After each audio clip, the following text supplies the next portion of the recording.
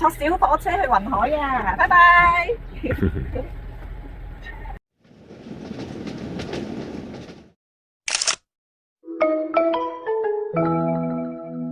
上條片講到我去咗深圳南澳嗰度玩，呢條片就帶大家去佢附近一個景點，叫做雲海天使灣。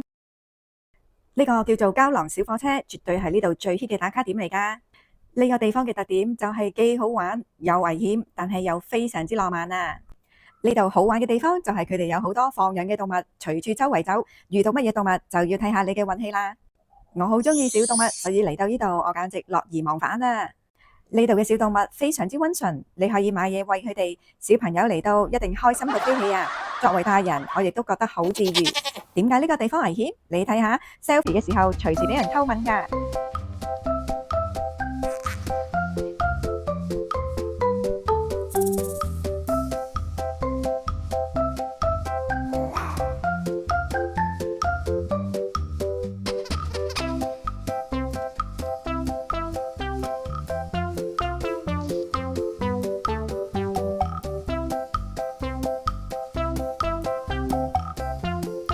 玩到攰，梗係帶大家去依套啦。呢度有間酒店，裏面有間餐廳，叫做 Landon 蘭西大排海鮮漁人直作。呢度嘅座位一邊望住沙灘景，另一邊就望住海天一色嘅大海景。唔知你喜歡邊個景觀多啲呢？呢間餐廳除咗有無敵大靚景之外，佢嘅食物一啲都唔稀長㗎，完全係超預期。如果10分係滿分嘅話，我哋已經一致係俾咗10分滿分佢㗎。我哋喺美團買咗一個套餐，呢個係魚湯浸西蘭花台，係第一個上嘅菜。一食落口我就知道呢間餐廳冇得輸啦，因為佢個花框嗰度嗰啲根位已經幫你批晒，make sure你食嘅每一啖都係最爽嫩嘅位置。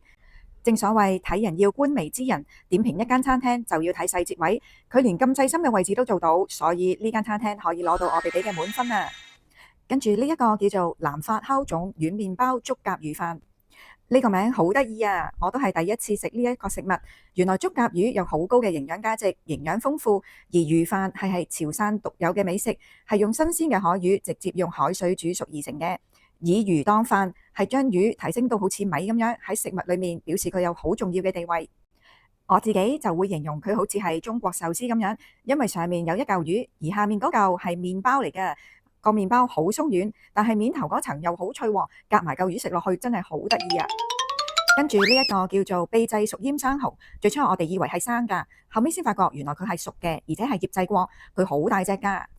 跟住就到呢一日嘅主角出場啦，佢就係呢個招牌龍蝦海鮮飯啦。你睇下佢啲料幾大隻鮑魚，仲有海參啊！另外仲有好多元貝啊！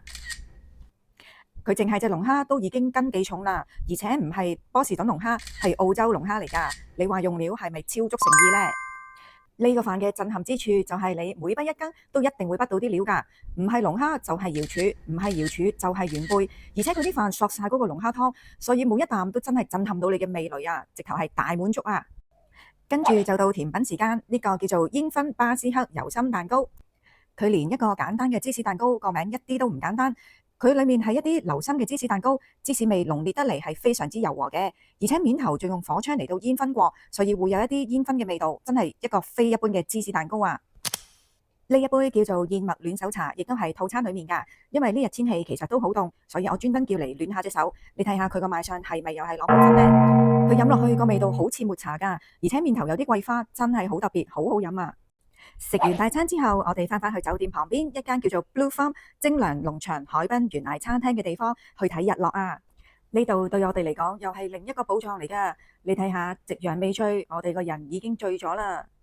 最意想不到嘅係呢度，除咗環境優美之外，竟然連食物都攞滿分啊！呢個雞軟骨竟然係外面好脆之餘，裡面仲好 juicy，係我嘅至愛啊！又到總結時間啦！如果大家時間唔多，可以考慮嚟到深圳南澳同埋大鵬半島嗰度玩3日2夜，我覺得絕對係一個唔錯嘅選擇，而且分分鐘會有意外嘅收穫，好似再度蜜月咁樣，好 sweet 㗎！今日嘅分享就嚟到呢度，我哋下期再見，拜拜。